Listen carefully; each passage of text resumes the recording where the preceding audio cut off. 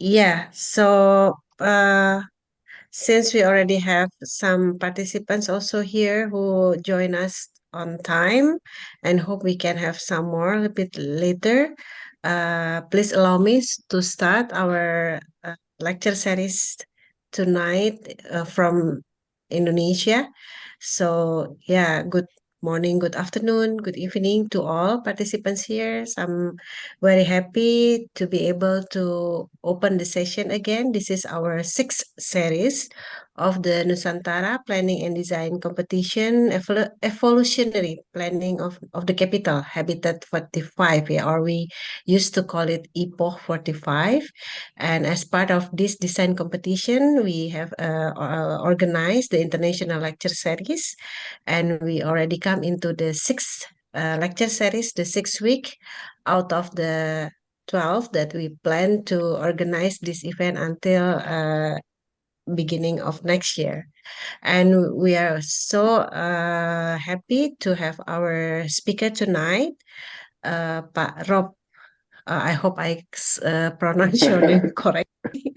Rob Roggema, yeah, from the Tecnologico, the Monterrey. Yeah. Nice to meet you, Pak Rob, and you will share the topic on landscape urbanism, right? Planning with nature-based solutions.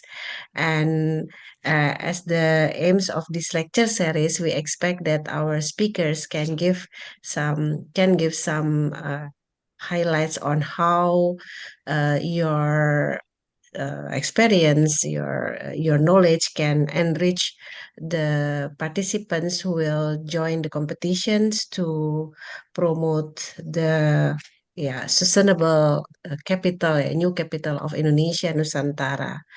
And yeah, I think before I pass the floor to you, I would like to invite Neville. Maybe you would like to give some additional info on Pak Rob and also some brief on our tonight lecture series.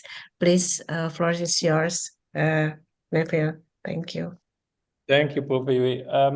Just very briefly, I don't want to eat into your time, Rob. For the record, you are a distinguished professor at the School of Architecture, Art and Design, EAAD, member of Faculty of Excellence Initiative at THC Tech, and an expert in regenerative design. And that's, I hope, one of the key topics today. As Prof. Yui mentioned, it's a halfway point.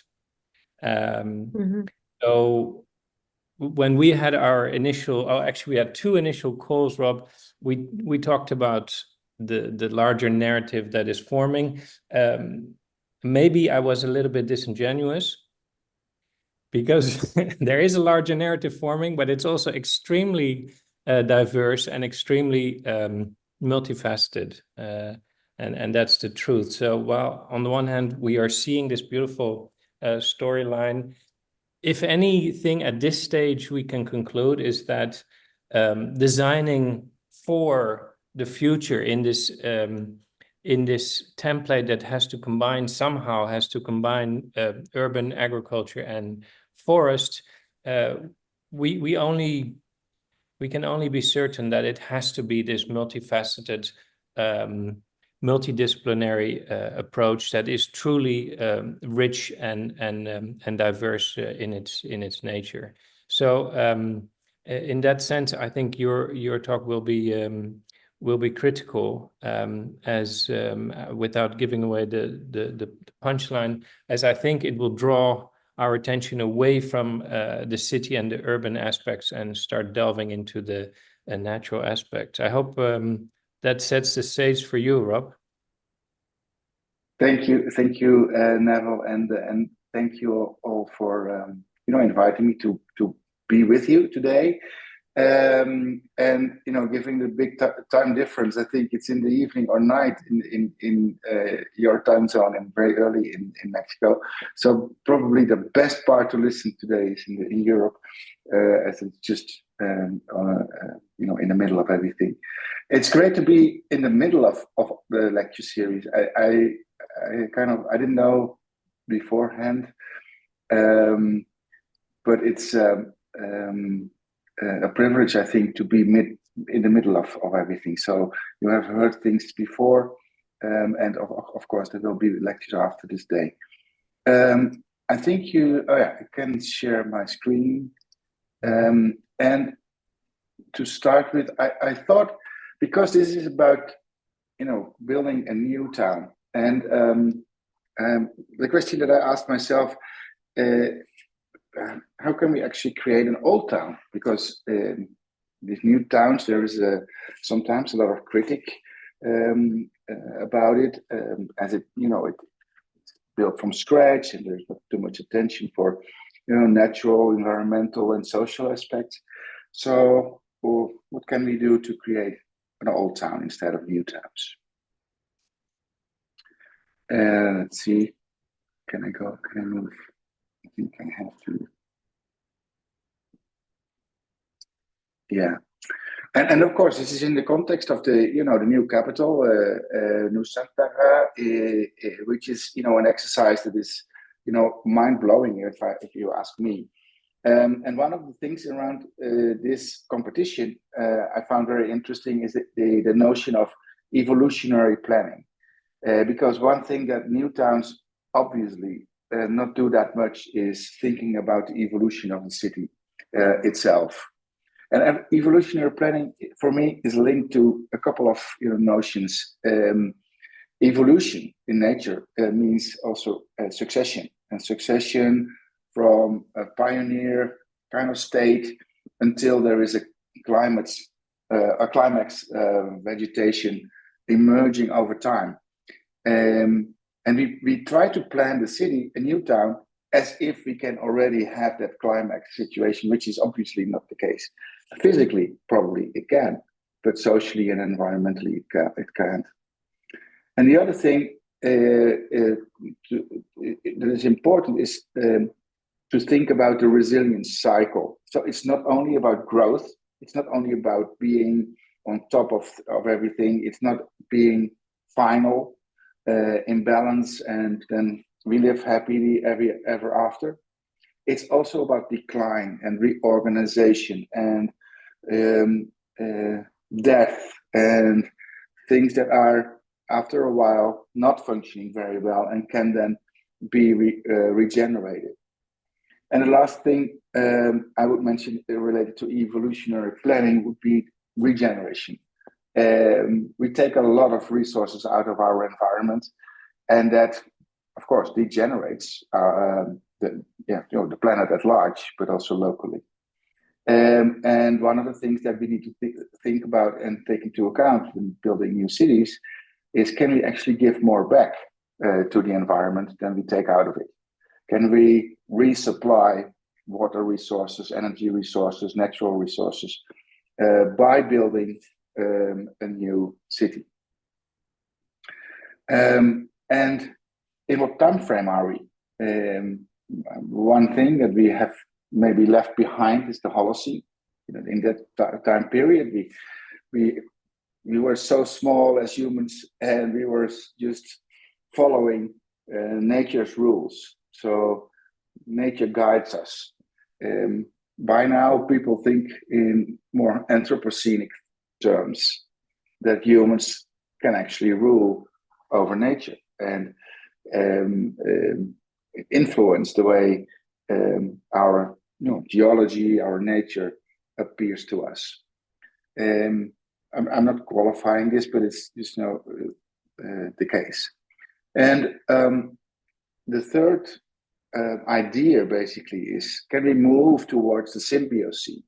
This is a terminology suggested by Glenn Albrecht, talking about a new type of balance between nature and human beings, living in symbiosis with each other and benefiting from each other, instead of that one of the two is guiding the other. So what happens to these new towns? I think new towns also become old. I mean, if you look at plans in Almere, Brasilia, but also Canberra in Australia, and Chandigarh in India, these examples show us that the plans as they were drawn in the beginning over 40, 50, 60 years, maybe even longer, completely transform. And why do they transform? Not because the buildings or the infrastructure has been adapted that much, but because nature, trees, natural systems have grown over time. So what do we need to do? How do we create these old towns? Maybe we need to start designing for change, for that evolution that can happen, but we need to allow it to happen. We need to design for both growth, but also for decline and decay. One thing that is, I think, illustrative, if you look at these examples of the past, that we have to think about the long term.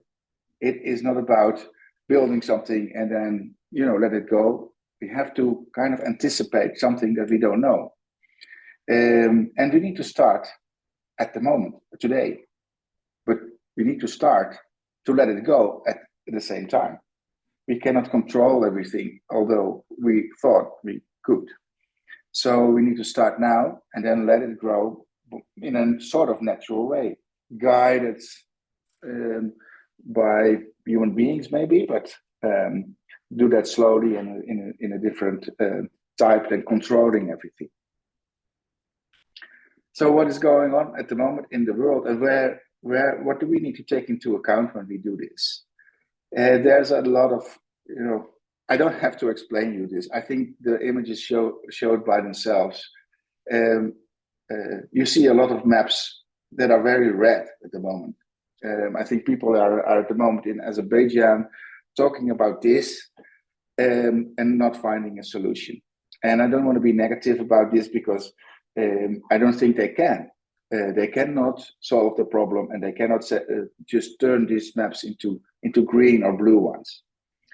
And what we need to think about, I think, is that we can contribute to a better world by designing a city that can help mitigate a little bit of this trend.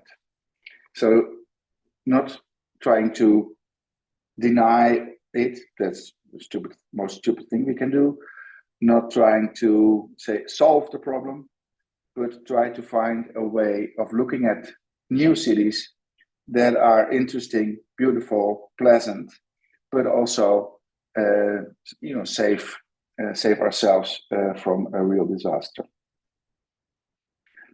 So what is happening at the moment? Well, we have to stay within the 1.5 degree. That's what they say, the scientists. But I think we already passed that. And the other thing that is very interesting or threatening is that almost 1/3 of the species of trees, for instance, is facing extinction. I think for animals it's even a higher number. So what happens, for instance, in our part of the world, in Mexico, the intensity of droughts is increasing very, very rapidly. So not this year, but the last year and the year before, we had really problems for people to get drinking water. It was just too dry. The other thing is happening with the heating up of the oceans and subsequently hurricanes, as they're called in our part of the world, or typhoons, I think it's called in your part.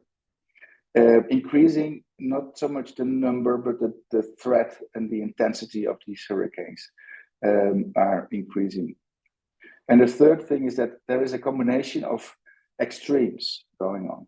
So at the one hand side, urban heat, especially in larger metropolises, but at the same time, huge floods with enormous amounts of water that are going through the city, flooding parts of the city and cause damage.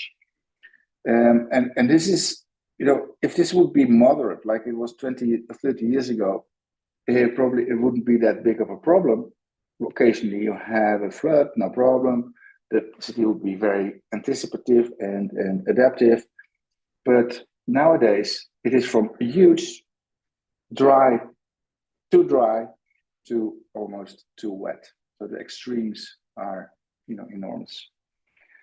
And what I would like to do today for you is show you a couple of projects, 2 from the Netherlands and 1 from Mexico, illustrating how you can deal with that, thinking from that natural system as the basis. So the first, step in thinking about the future would be to think about how that natural system actually works and what you can do to create something that can, help us to go and move forward into the future.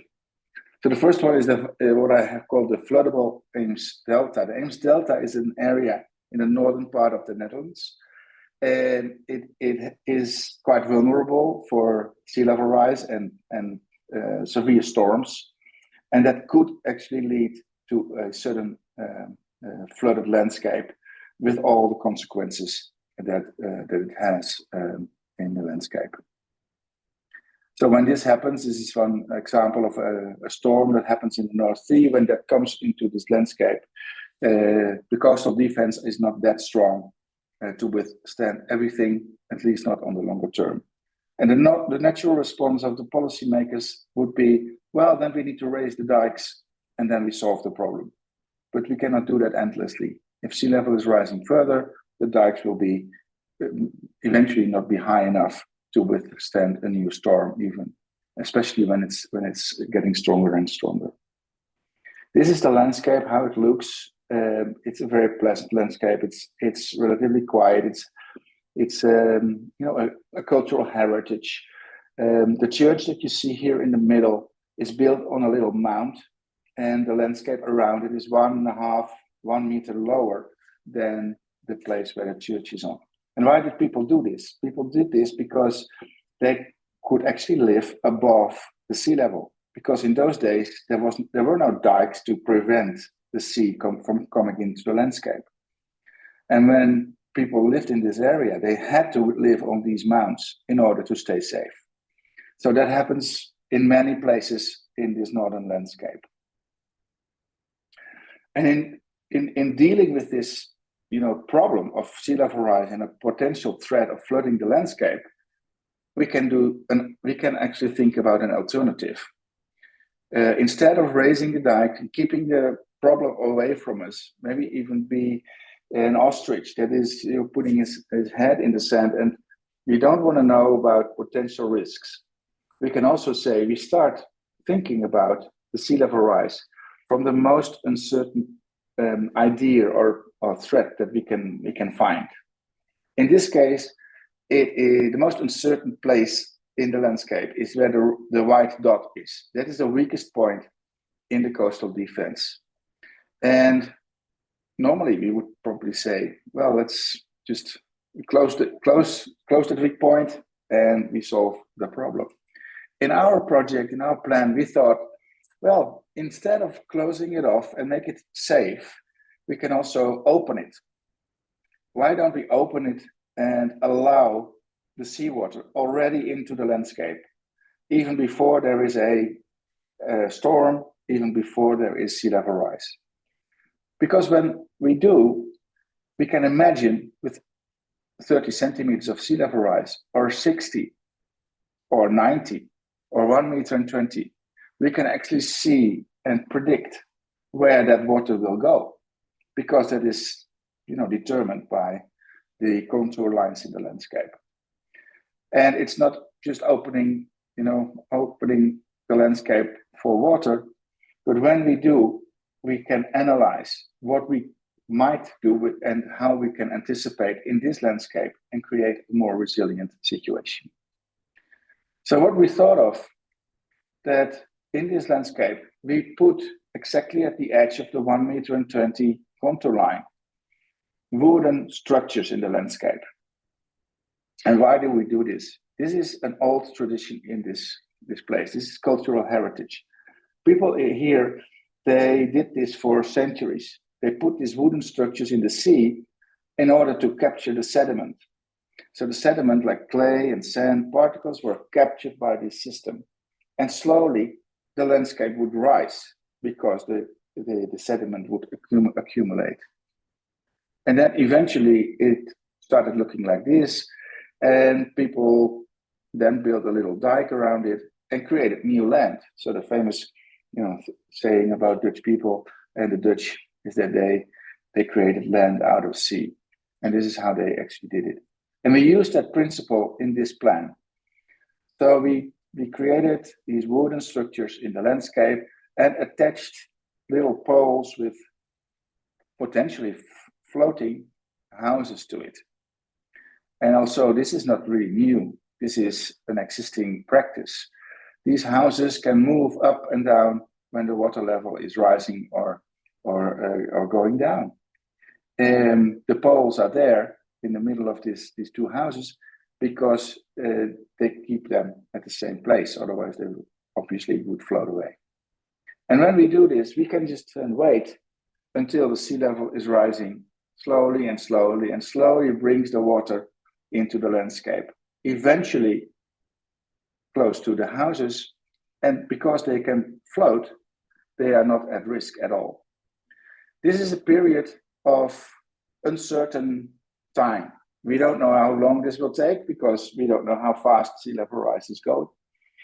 But it shows that we can anticipate the future in a way that we don't have to be, fearful for something that is happening at a single point when there is a storm in the middle of the night in 2040 and then everyone is in trouble.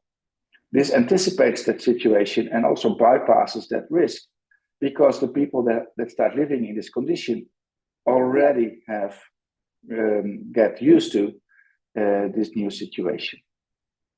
So this is a plan, and people might say, when I worked for I worked for the government at that time, and people would say, maybe you should find another job because this is completely ridiculous. And this plan is made in 27, 28, and it was presented, and people said, well, this is maybe not the right idea. But I didn't leave, of course. I stayed on for a while. And 6 years later, this was part of the national policy of the Netherlands. So the high water policy included a second dike and allowing water behind the dike in the same location as we made this plan for. And even stronger, in 2023, which is, it's 15 years after we came up with this plan, the first part of letting water in behind the dike was realized in the situation. So what does that learn? What does that teach us? We learn from this situation not to think in a final solution, but create a vision for the longer term and make that a reality over a pretty long time, 15 years. In the beginning, people will tell you you're crazy. But after 10 years, they say, maybe it's not that bad idea. And then they start to continue working on the project and make it a reality. So the other project from the Netherlands is in the same type of area. We created a plan for the very long term. The horizon for this plan was 21, so 100 years in the future.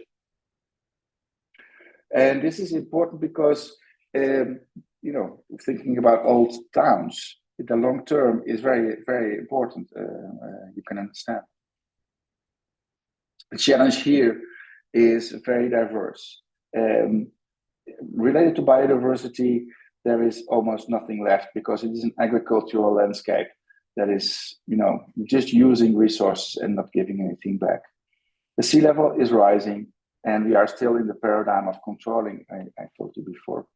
The soil in this area, the surface is subsiding from dewatering, pumping out the water every time and creating polders, and also from gas extraction.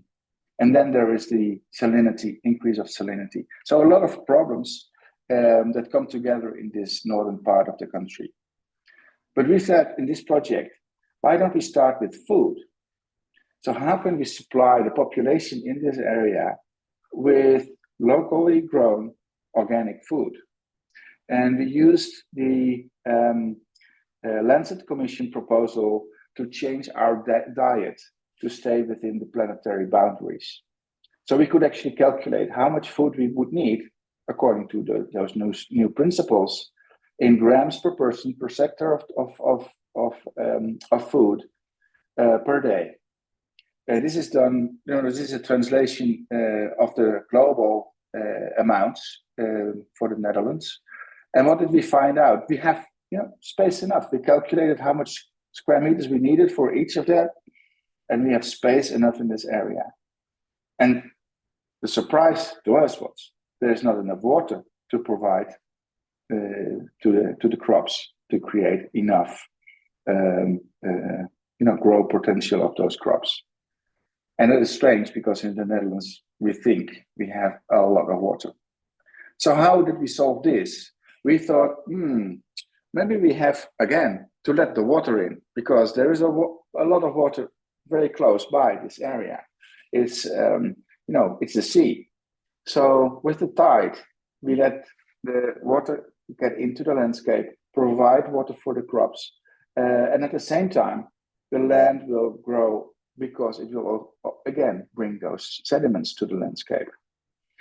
And over time, for the long term, from the inside of the landscape, we can start growing peat again. And peat is an excellent way of capturing carbon, as you know.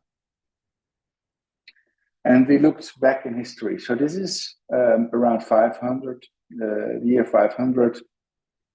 And this was a situation, a peat landscape in brown, the place where we have our project just at the edge of the peat landscape, and the edge between the peat landscape and the salt marshes outside. So the water would come in every day, twice, to bring sediments, to bring nutrients and everything. So this dynamic system, we slowly we just transformed it as human beings and closed it off. So we have a clay landscape closed off by a very harsh boundary, which is the dike, which is the coastal defense, and then we would have the marshlands outside. So this, we thought, we need to change, and for the longer term, we need to reintegrate, bring back the dynamic. We try to create a multi-layered system of protection against the sea. So not a single dike, but a system of forests, peatlands, new types of land forming, extra islands in front of the coast to mitigate potential storms. And this is what it looks like. So an integration of the dynamics of the sea outside and the, let's say, regenerated these dynamics inland. And as you see, or as you don't see, there is no hard boundary between what used to be the land and what used to be the sea at the current date. How do we do this? We allow 2 or 3 places in the landscape to let the water in again.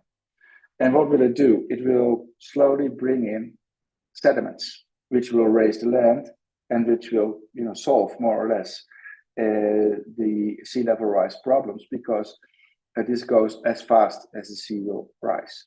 So it is the same system.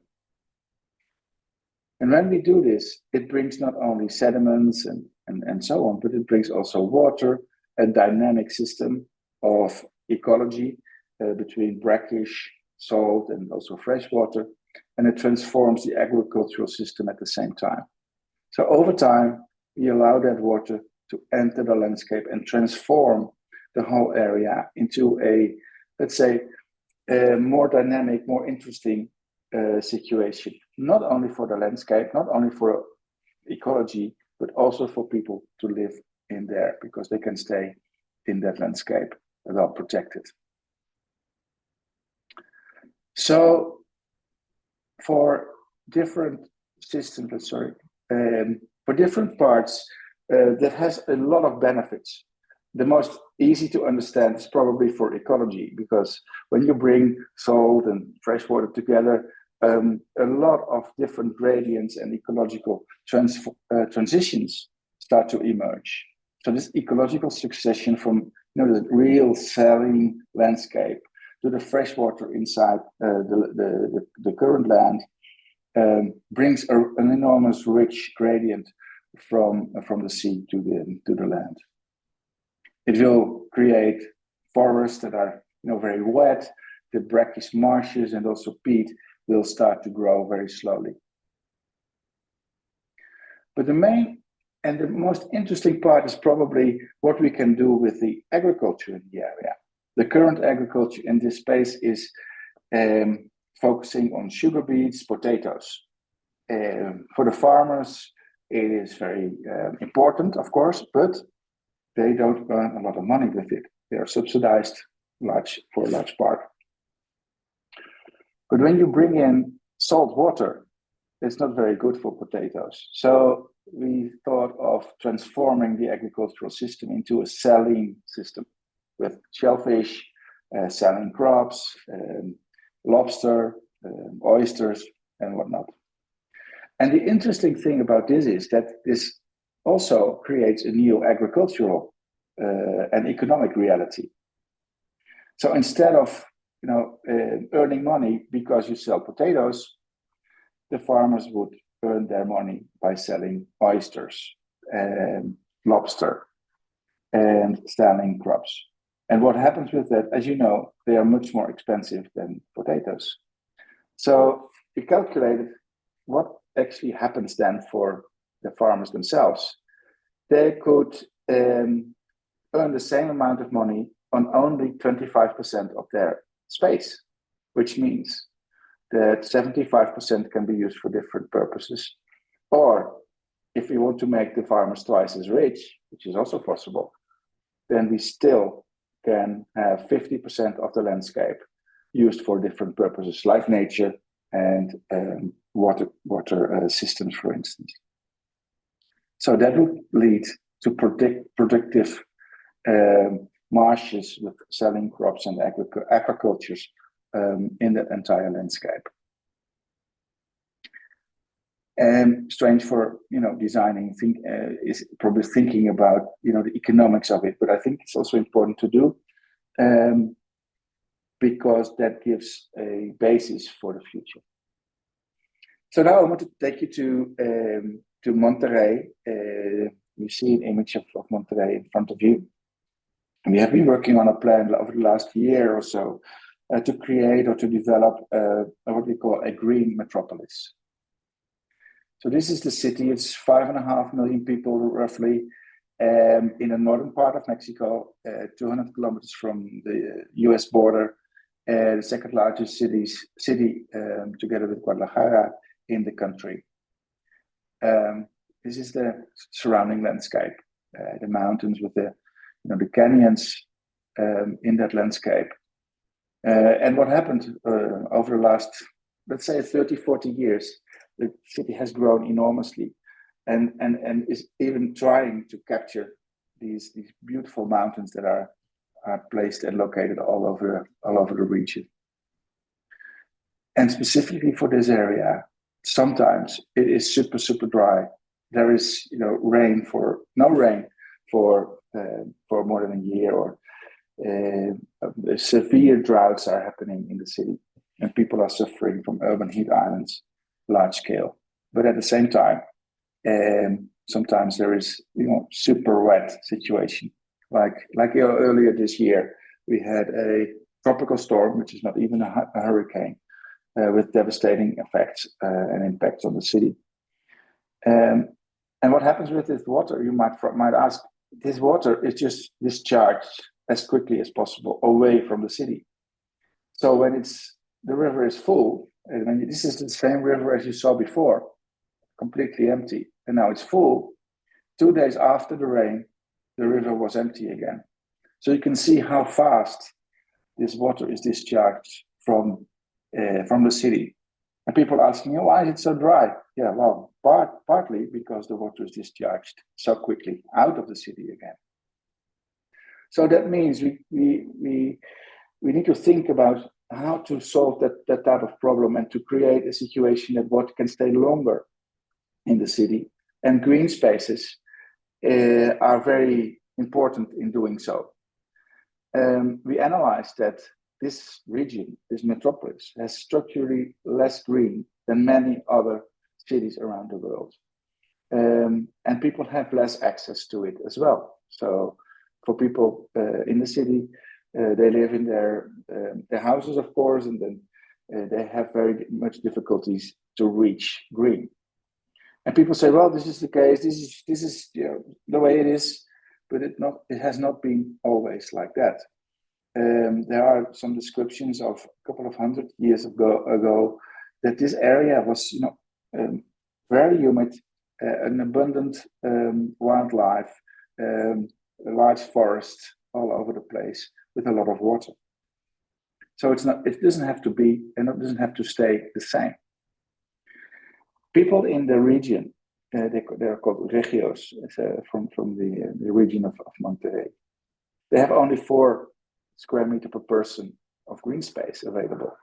And I think the World Health Organization advises us to have 9.5 square meters per person. And I think even that is a very low percentage. So there is quite a shortage of green in the city. Around the city is fantastic, but in the city there's almost nothing. And only half of the entire area has a tree cover of 30% or more. So the other half has less than that, which is also a problem when it comes to heat and humidity. And you can see when there is no vegetation, the urban heat island exaggerates, but also that those spaces are getting less precipitation than spaces with vegetation. So there is a correlation between the vegetation itself and also the precipitation in those areas. So people here, they suffer actually more than needed from urban heat, droughts, and also air pollution. And the most vulnerable places are the places where those floods, have the most devastating impacts as well. Mostly people that are already in vulnerable situations. And again, the air quality, because we live in a valley without a lot of green in the valley, the impact of that air quality is obviously not so good in the places where the sources of air pollution are, but also affects people more in places where the vegetation is less. So that means that green vegetation, forests are one of the solutions that we need to work on. And how did that happen? Over the last 30, 40 years, the city has grown exponentially. And that implies that because it went so fast and the development need to help happen, and it goes with a lot of attention for construction, for infrastructure, etc.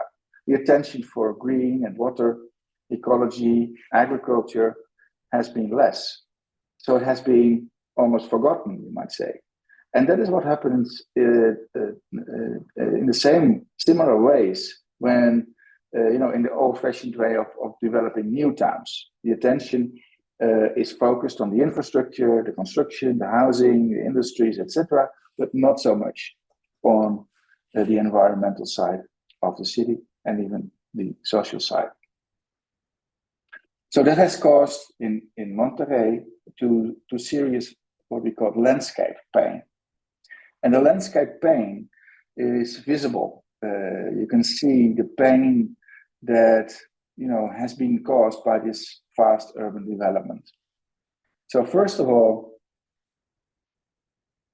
we have analyzed several aspects of that. So this is a map and some images of quarries in the city, just eating the concrete out of the mountains, let's say. But also there has been buildings constructed in natural reserves and on those beautiful mountain hills or mountain slopes, I must say. So this is for people when you just go move around the city, one of the serious landscape pains. There's a lot of large infrastructure, roads over 6 lanes, a lot of times of the day very full, but also an enormous amount of parking on the surface. also a pain for many people. Constructions like metro lines above ground that take away the beautiful, views on those mountains. And there's a lot of railway tracks that are underused, but when they're used, they are very, very noisy. Another element of landscape pain. There's a lot of, buildings that are large sized, XL or L. We define, more than 10,000 square meters footprint. And we, attached to this, the movement of trucks and logistics all around it. So large-scale buildings dominate a lot of the landscape in the region. And of course, this has eventually caused and is the source of air pollution. You can see it almost every day. It is on 75% of the year. There is air pollution more severe than is advisable, and that causes increased fatalities, but also people that live around 2 to 2.5 years less on average than people in places that are more healthy. So this is the landscape pain of the entire area. But apart from the visual aspects and the pollution, there's also hydrological pain. So the problem of that huge and fast discharge of water in this city is also a problem, and it is caused by, in total, over 17,000 places where the natural flows of creeks are disrupted, constructions are built over it, they are just disappearing in places and nobody knows exactly where the water is going. And all these red lines on the map you see here are those places that, natural creeks are not natural anymore. They are just lost, gone. Nobody knows where they are, neglected. But when it rains, the water needs to go somewhere. Everyone knows that water doesn't disappear just like that. So when it rains, this immediately causes floods on the streets, in the houses of the people that are living in those neighborhoods. And that system is part of landscape pain, but it's a specific hydrological pain in the city. So that means that, this city, and I think this is true for many cities, we need a green strategy to not only improve the quality of life for the people that live here, but also to, become more in balance, create a balance and a symbiosis between human beings and all non-human organisms that also deserve a place to live. So we developed a couple of scenarios. What do we want? Do we want a little bit of green in an environment that is completely red, so urban, and a little bit of green? Do we care? Or is it just business as usual? Enormous sprawl and growth of the city, further urban development with, little spots of green in there?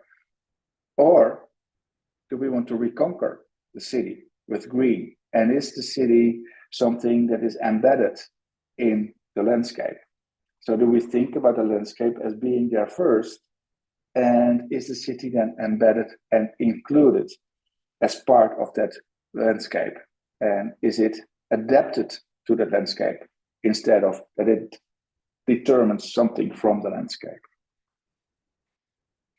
And that is something that has been on the minds of the people in Monterrey. To the left, you see a plan in the 1960s made for Monterrey. And you see what I would say, this is a finger plan, very similar to the Copenhagen plan to the right. It was 20 years earlier. So people were thinking about how to integrate the landscape deep in the city with large spaces for, let's say, urban or agriculture in those green fingers. And where Copenhagen has continued to create this system of high density infrastructure combined with the green spaces that are going deeply into the city. In Monterrey, that has not happened because the urban development took over. So now we have sometimes those mountains inside the city, but it's surrounded by urban sprawl completely. So the whole idea of the finger system at that scale has gone. And we try to bring that idea back into the regional planning. So a green metropolis is something that need to be based in the water system, in the elevation and the topography, and it needs to connect the ecological systems throughout. So what is the strategy? First, we need to uncover these urban creeks. Wherever they were, we can bring them back to the surface, bring them back to become more visible for people, and transform them into new qualities, not only for the water system itself, but also for the people that live very close to them. And then we start to reconnect, connected to this water system, the ecological corridors. So surround every little creek with a large zone of ecological connections. And then adapt this urban use to the green and blue network. Normally we would do this the other way around, and what we see, in many cities, but also in this one, is that we have the city, and then we try to put in a little bit of green and water, and where it's not possible, we just hide it. And our strategy starts from the other side. We said, okay, let's start with the water system. We create ecological connections attached to the water system, and then we see how the city must adapt to that system, the natural system. And we can use those design principles to recreate barren areas and transform them into pieces of urban agriculture connected to that water system. These are some examples that have been made by students from Delft University, and transforming these canalized creeks into valuable and abundant natural areas, transforming road systems and parkings to become green islands and green routes throughout the city, so it becomes possible to connect from one place to the other for nature, for animals who wants to go up and down. So this new green metropolis thinking starts with identifying where the pain actually is, what hurts to people, and then try to start healing that. Not only repair it, but heal it. And then trying to create small interventions in the line with that network that people start to love again. So we need to start with that landscape: water, the soil, ecology, the elevation, agricultural systems, and connect that regional thinking with a very local solution, a hyper-local scale. And I want to finish with two examples of that hyper-local scale, because you can talk about large scale and long term, but for many people that is very abstract and far away. And daily life is I need to get in my car, I need to go to work. So people may not be that susceptible to the thinking about that large scale. So therefore, I think it's important to create small projects that add to that bigger thinking, but in line with that objective. So this makes sense to create a very beautiful small project that doesn't add to the bigger picture. So the first one is, can we start using food systems, heritage food, to reinvent, let's say, the healthy food for the people in the city? And this starts to connect old recipes that were more healthy than the ones that we use today, because also in Mexico we have big problems with obesity, diabetes, and that is mainly caused by the processed food that is imported from other countries. But not only trying to get those recipes back, in this project we also try to grow those ingredients. And when they harvest it, we work together with the chefs in the city to recreate dishes that are based on the heritage recipes, but also are modernized so people can start using and cooking those recipes by themselves. So we have been searching for what we call, the local old traditional plants. Some people call them impossible plants, the plants that you cannot grow or are not economically viable anymore. But we want to create places where we can start growing them again. And we have been designing and constructing a very small version of the milpa system in Mexico. It's a traditional system of growing food with beans, squash, and corn. And they call them the Las Tres Hermanas, the three sisters, in a system that is growing together in a sort of symbiosis. Normally, it would be a system that is pretty, large and is working in rural areas. But we introduced this in an urban way. So we designed it in a way that it could fit in very small urban places. So we did in the last half year, since August, we did this experiment from constructing this, starting to plant it, acquiring the seeds, of course. And at the moment, this is already a month ago, we start harvesting the first elements of squash, the flowers of the squash. At the moment, we are harvesting corn, and also the beans start to get ripe. And then again, we work with the chefs, and not just any chef in the city. We started collaborating with the best chefs in the city. And they are very, very interested because they want to get back to their regional origins as well. So they know a lot about the original products. The problem for them is that they cannot get access all the time to that.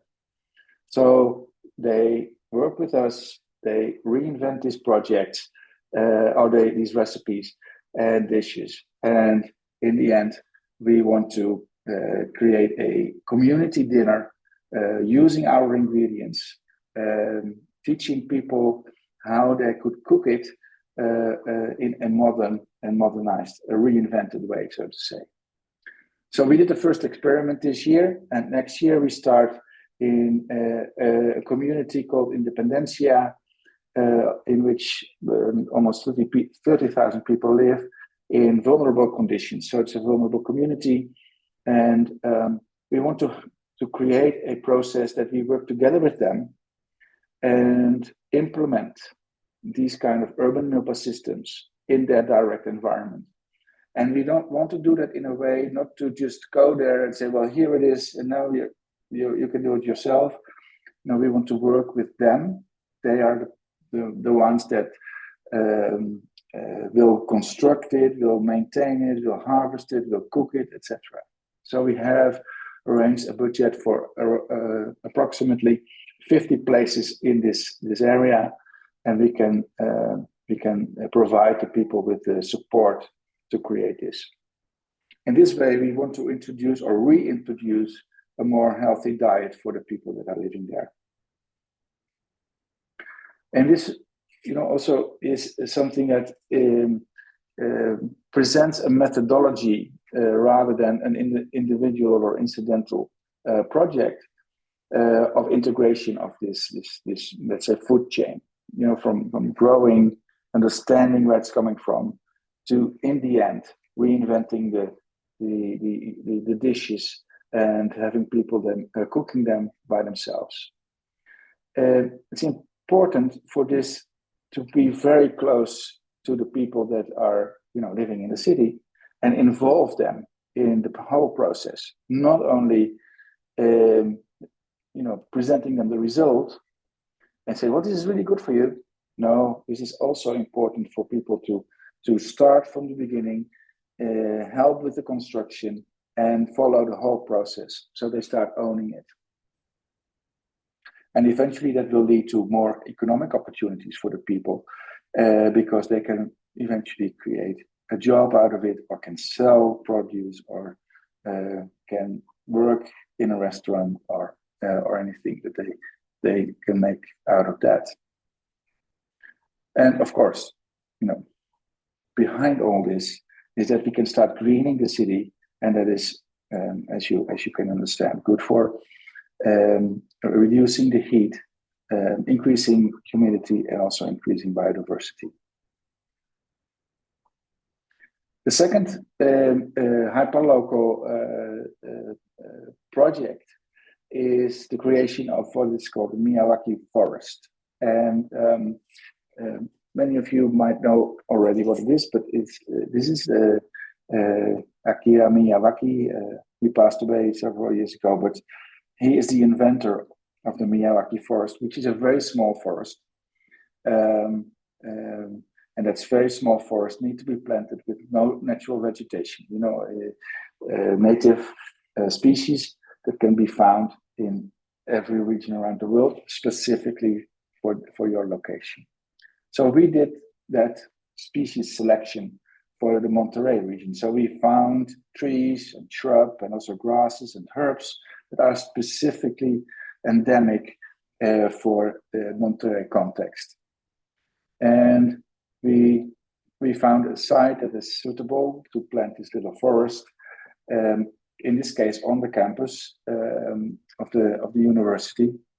And then we started preparing that space. So we created the conditions for a good soil. And then we had our planting day a couple of weeks ago. So we were with students, we were with staff, professors, friends, stakeholders of the city. And it was a very enjoyable day, not only because we planted the trees, but also because it turned out that people really start owning this place. So people were specifically happy about these 20 trees that they personally planted. In total, we have in this area around 400 different plants. And I just was there last week, and it starts growing already. There are lots of butterflies flying around already. The way this forest works is because the trees and the plants are so close together, much closer than in a normal situation, it will grow faster than a normal forest and can capture up to 30% more carbon. There will be around 300 species that were not there before. And it's a strange number, 3,000% noise reduction will happen. And also, small particles will be captured. And after 2.5 years, no maintenance or no water supply is needed anymore, because by then the forest will be self-sufficient. So this little forest, we will start measuring all these things. So we will put in sensors connected to the internet, so everyone will see on his smartphone how the forest is actually doing real time. So we will it's capturing this much carbon. This is the temperature. This is the temperature compared to the temperature outside the forest. This is the humidity. This is the amount of particles it's captured. This is the reduction of noise. So we can start following what is happening with this little forest. But this little forest doesn't solve, the drought and the heat island of the entire city. So we need to replicate and create a whole green wave in Spanish, la ola verde, that is, going over the city, and exaggerates or accelerates, I must say, the way we create green spaces in the city. So we will already do this same little forest in all 30 campuses of Tech. We think about the 20 schools in the city to do it every year, in a certain year in the Prepa Tech, in the high school of Tech. We have already connections with different countries around the world that also want to do this.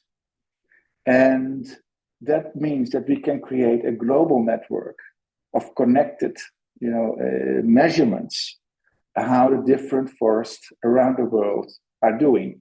And also can be compared with each other, and can be enriched with the knowledge that we gain. And the interesting thing about this is it's not just a forest. We can actually have it adopted by people that want to celebrate certain things, like your anniversary. This forest was for my 60th birthday. So there are, people that want to celebrate their wedding anniversary or commemorate someone who passed away. So there's a very appealing way of connecting people to that green space. And I think that is a way to finalize the presentation. It's also a way to connect people to a growing metropolis. It seems strange to be so small and then contribute to the large scale, but all these little green projects eventually will shape the city more than all the buildings that are around. So, in conclusion, I think these are the sort of learnings out of some of the projects that I have shown.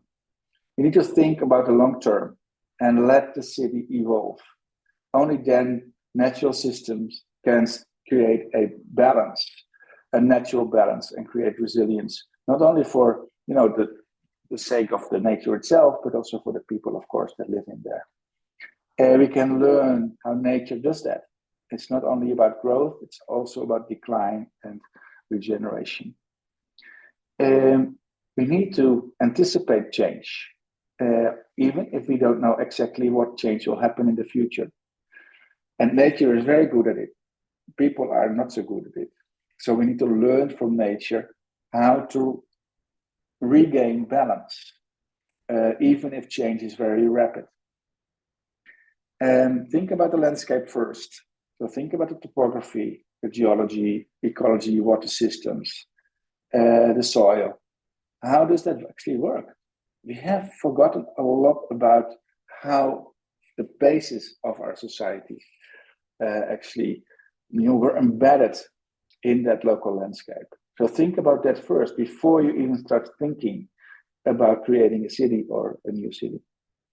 We need a regional planning strategy, but also connected to those small projects that I showed, like the upper mill pines and a forest like this.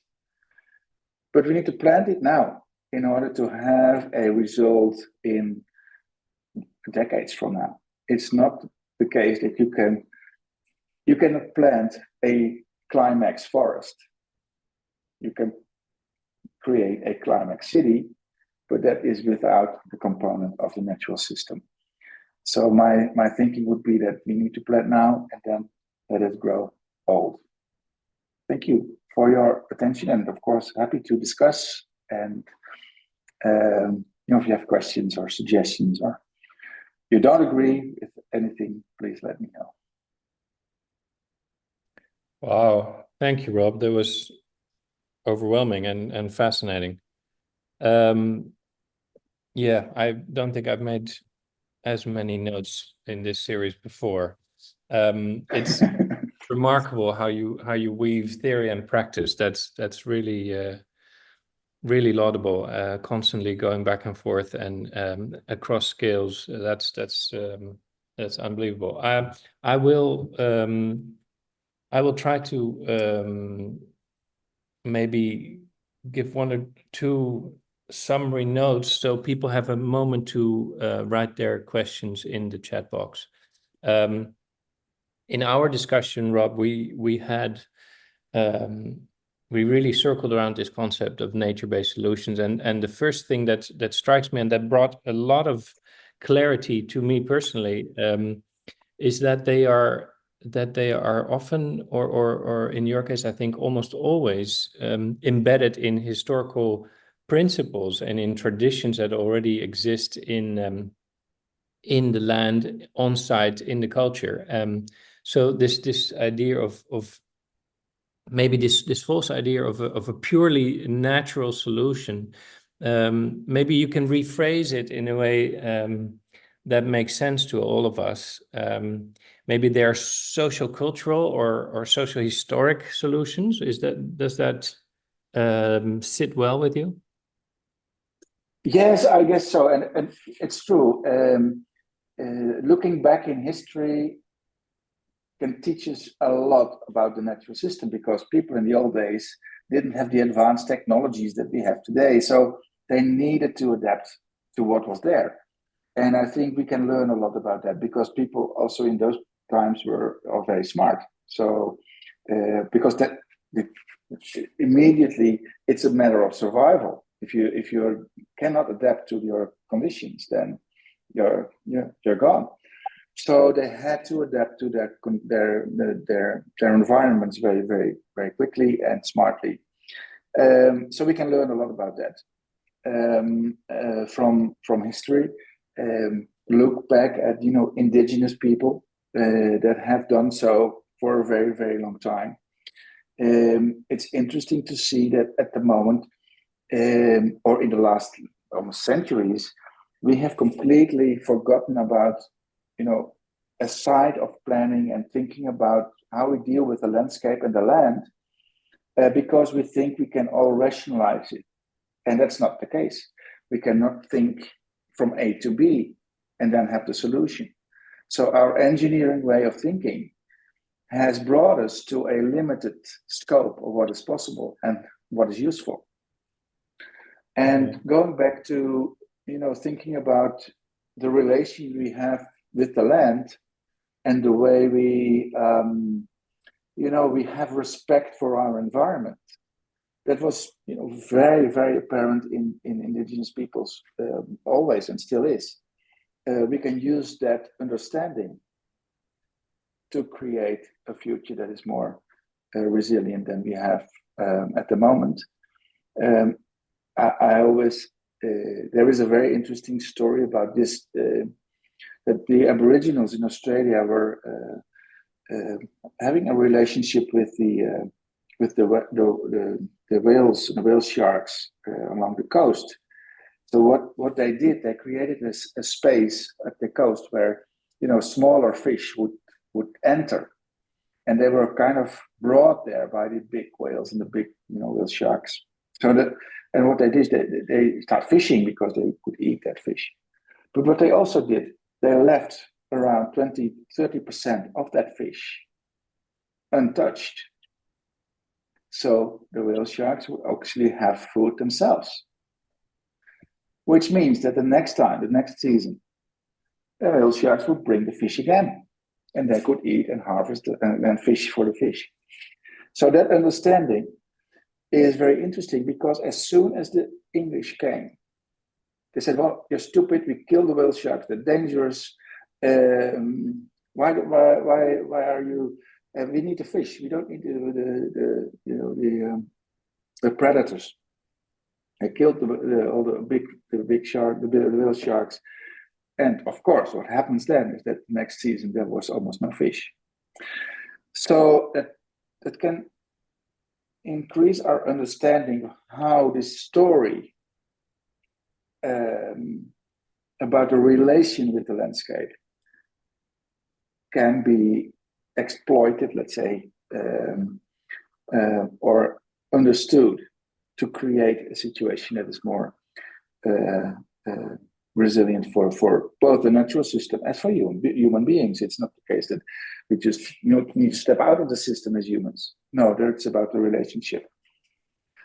Right. So yes, I think we can learn a lot from that historical perspective, tools and methods that have been used in the past, but not as a thing that we need to copy, but as an inspiration, and transform it and adapt it to future needs. I think it would be not so smart if we just copy it and say, "Well, this is the solution. Great, now we know." No, it's about the time is progressing, and I always use a little method for that. We call it backtracking. Many people know the principle of backcasting. You go into a future and you think, "This is the place where I want to be," and then we go back to the present and we need to take the steps to get there. But I have transformed that principle to backtracking, to move back in time and think about the time that we were in, a sustainable equilibrium. In the case of the northern part of the Netherlands, it is before there were dikes, and this dynamic, balance was there. It was like 600, 800 years after Christ.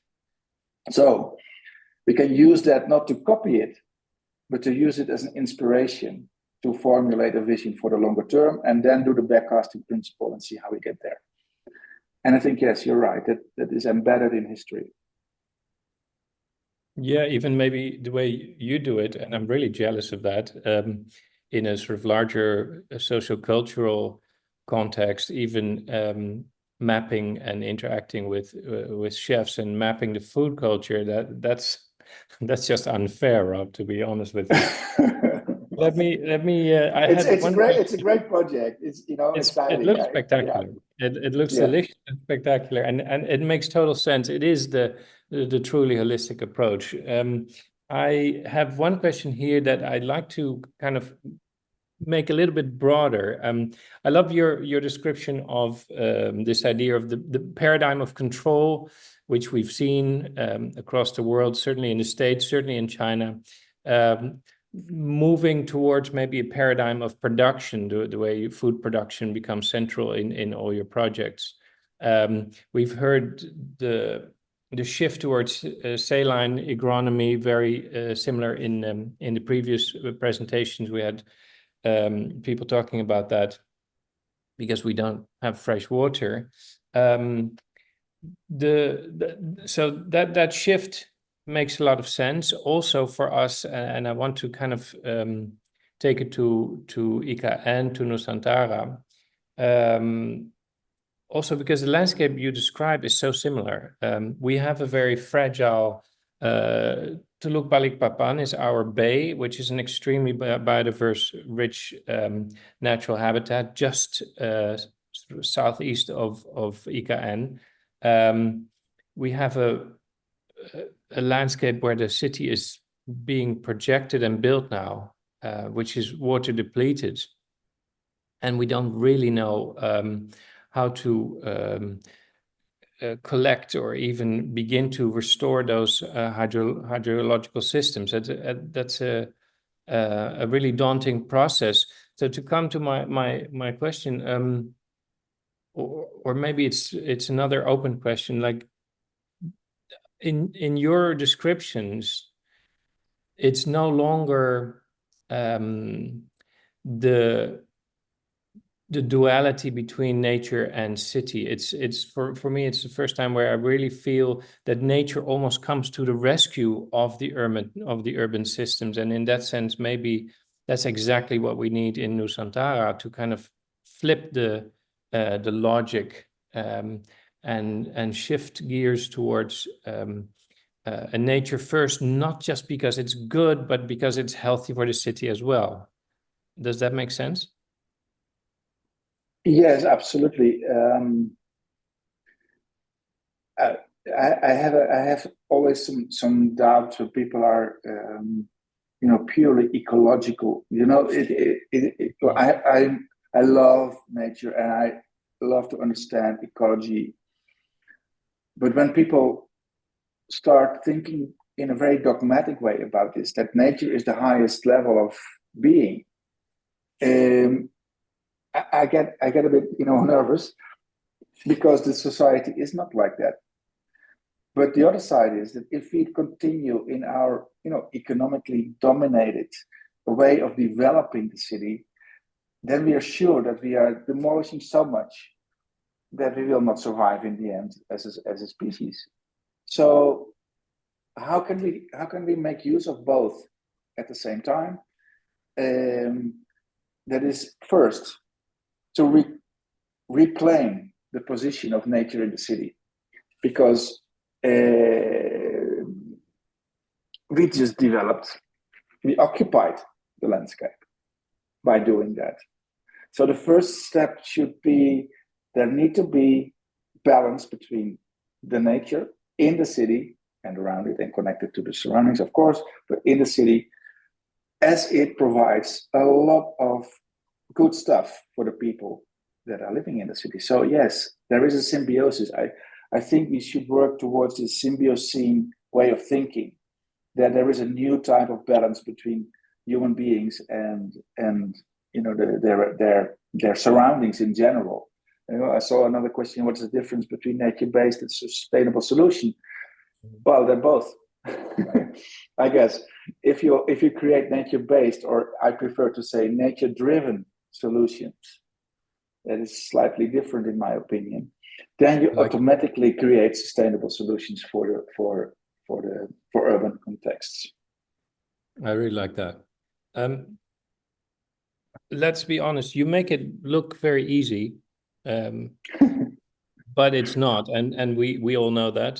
Certainly everybody here who's also working in the field knows how difficult it is to get things done, and there's a strong political component to that as well. One thing comes to mind as a sort of a personal question, like you mentioned the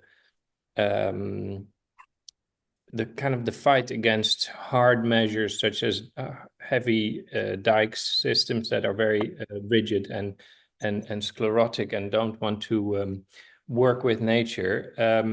The beauty of those heavy systems is that politically they're very attractive. They feel safe, they look safe, you can make a beautiful rendering out of them, and they land with local communities, they land really well because people just experienced a flood or they just experienced a typhoon and they want to feel protected. So is your life in Mexico indeed that kind of smooth, or are we missing the challenges? It's no, of course, it's never easy. I think, even in this city, politicians propose a second large-scale dam to protect the city from flooding for the next hurricane. The only thing I think you can really do is to illustrate that we had one in June to show everyone what is the impact of the infrastructure that has been put in place, and did it solve the problem, and what kind of alternatives worked well in practice. And we're lucky that we had one, because this first huge dam didn't protect the city because it was flooded. It could have been flooded more, of course, but it was flooded. There was large infrastructural damage. They're still working on fixing all those huge infrastructural systems, etc. At the same time, what we saw is that all the infrastructural elements in the river, they were causing,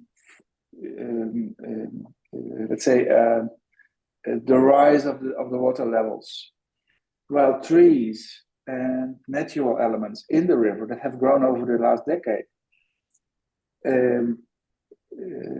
mitigated that flood and slowed down the water.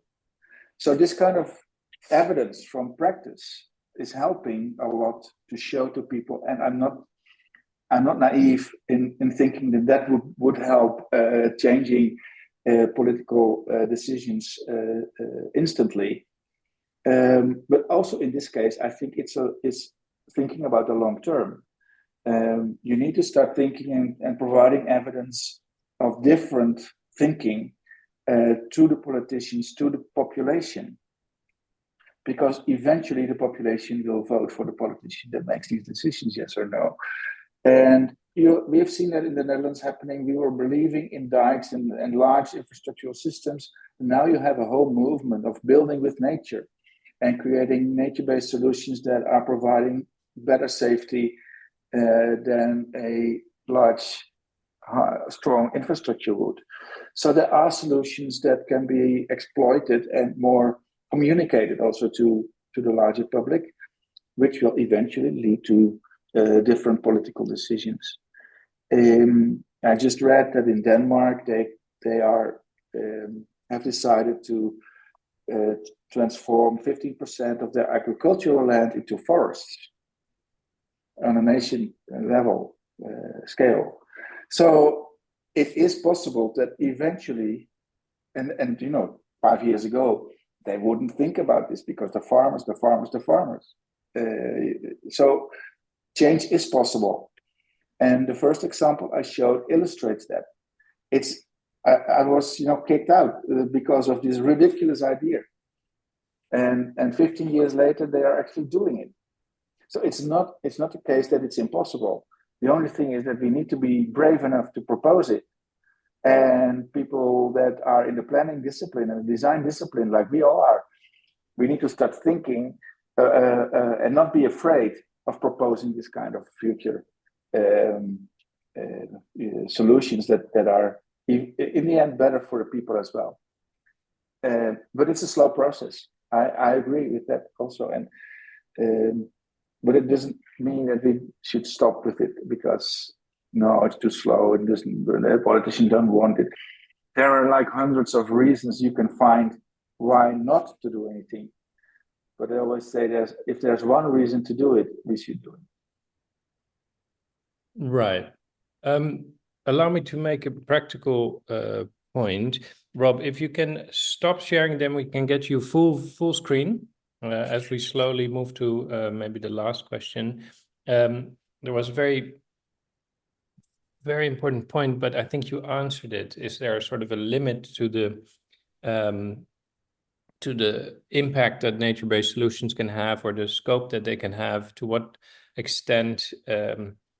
I'm assuming you believe in some sort of hybrid between, as you describe, a more technical and maybe traditional approach in combination with a nature-based solution. Because Holland, for instance, is covered in dikes, and now it's incrementally moving towards this new approach.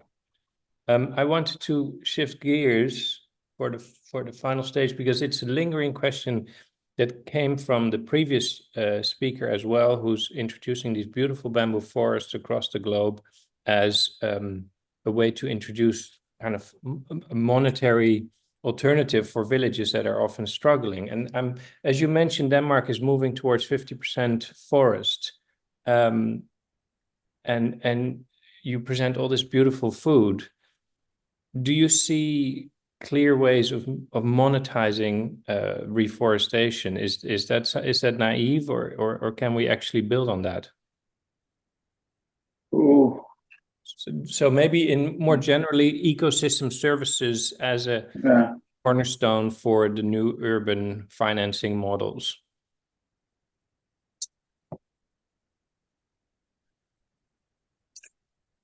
Yeah, it is a difficult question, because as long as we're captured in the system as we are, we never get out of it. So if we really think that the economic model of building cities cannot change, we can try to monetize ecosystem services until we die, but we will never change the economic model, because we are trying to get into that economic model. So maybe we need to think completely different. So one of my thoughts lately is, we talk about ecosystem services. So what can ecosystems do for us? How can ecosystems serve us? And then we can calculate, how many people are healthier and less cost for healthcare, and you have all these research that's been done. Or do we need to change our mindset completely? And also, this is not done overnight. To let's call it social system services. What can we do for nature? And that has a complete different valuta, I guess. Mm-hmm. So it is not about euros or dollars, but it's about it's about life, I guess. So what can we do as a society to increase the quality of our ecological system? But that is a very philosophical and not so practical thought, of course. But I'm always, the engineering way of thinking about a dam, you can calculate how strong it is and how well it will protect and how much people are then safe.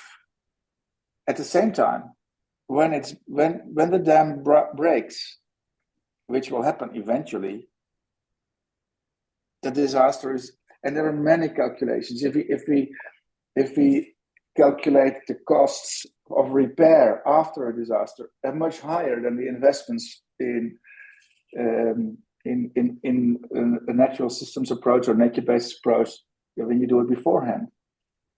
The only thing is, we are in our minds, we are not smart enough to see that and to anticipate that, or not willing.